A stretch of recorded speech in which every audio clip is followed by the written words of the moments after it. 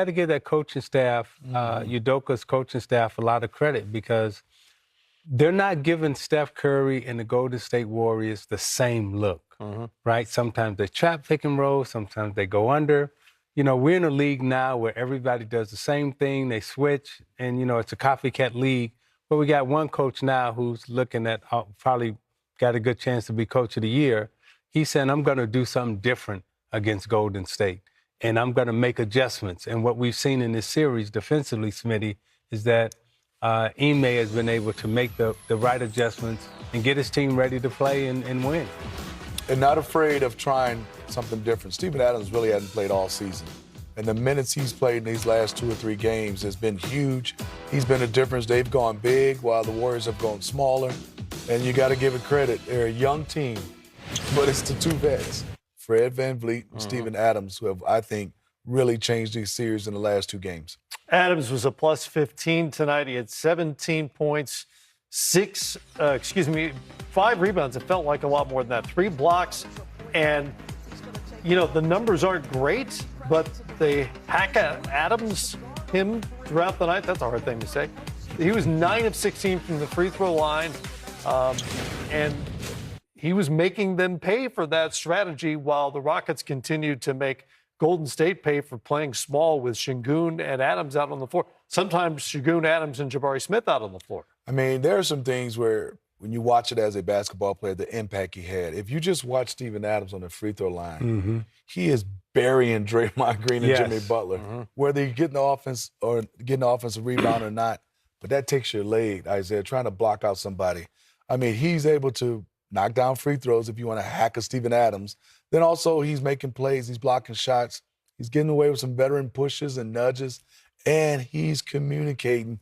Veterans communicate on the floor. He's talking, him and Fred VanVleet. I love that he was ready. Yeah. He may call his numbers, Isaiah. You know, here's what we've seen 2 nights with coaches deciding to play big as opposed to going small.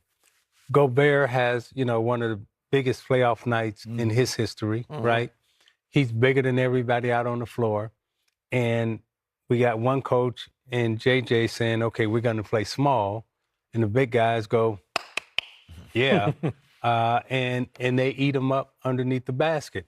Here tonight, right, Golden State is staying small. And Ime goes, okay, I'm going to double down. I'm going to go really big, right? I'm going to play Adams and Şengün, you know, Shannon Sharpe's name. You know, I'm going to play those 2 together. And because of their size, right, and this is what coaches aren't realizing, and as Smitty just pointed out, right?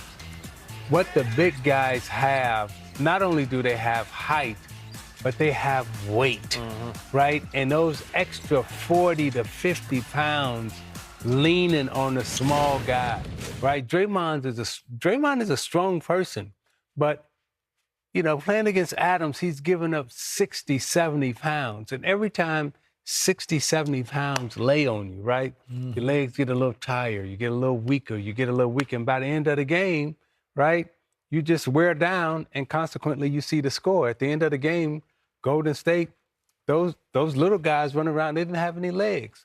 It's not the size, it's the weight that's constantly leaning, and that's where they're wearing them down at. Ime Udoka and his staff have identified that advantage. They are sticking with it the last 3 games. It's been really impactful to have Adams out on the floor. Here is the Rockets head coach inside Chase Center.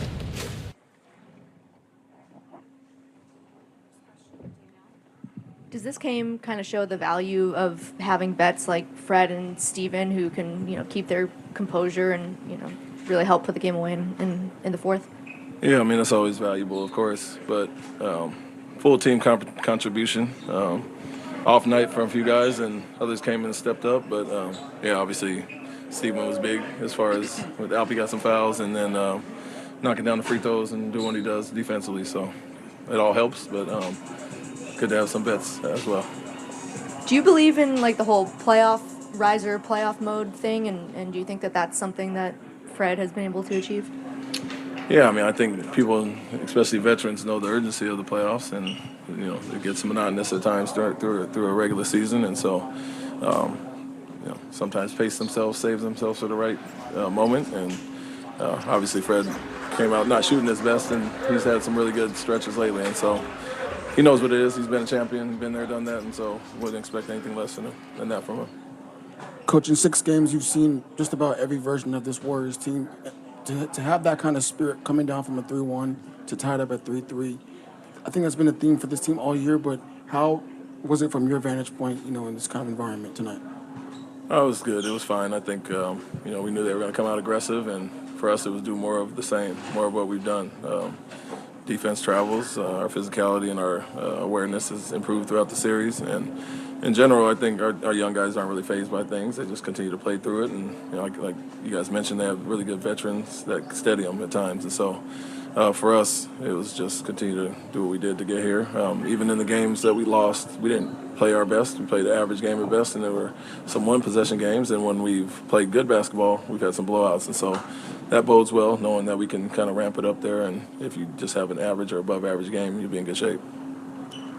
Coach, coming into this game, the previous 2 games, Fred has shot like 67% from 3 or close to it. Do you expect them to continue sort of devoting so much to shutting down Jalen Green and kind of letting Fred do his thing?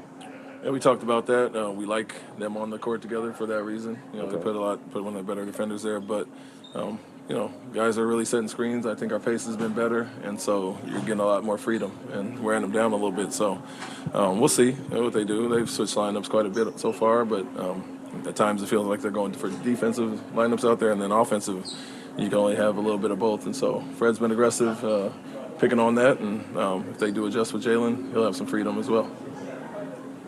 You guys really came out swinging in that 4th quarter. What did you like about that sense of urgency that you saw from your whole team? Yeah, we were a little disappointed, that they won the 3rd by 3. We let them score 36. That's way too high for us.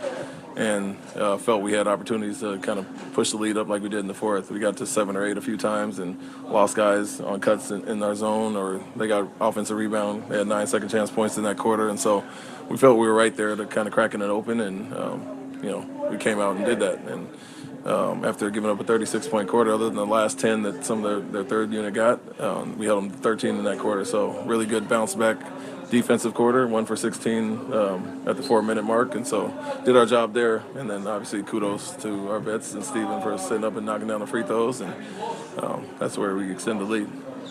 Like they've done earlier in the series, they fouled Steven to try to get you to take him out, and you didn't budge. Could you just kind of talk about that chess move and your decision to stick with Steven? Yeah, I mean, it's time and score situation. We feel, obviously, if you're holding somebody at 1 for 16 and, 4 points or whatever in the first 8 minutes, feel good about our defense. So that's going to sustain regardless of if he made them or missed them, but also helps him get in the rhythm to leave them in. The other night when they did it, I think at the 3-some minute mark, we could go another minute or so before we got him back in, and it was in a tighter game, and so that was the decision that night. But for the most part, confident in him.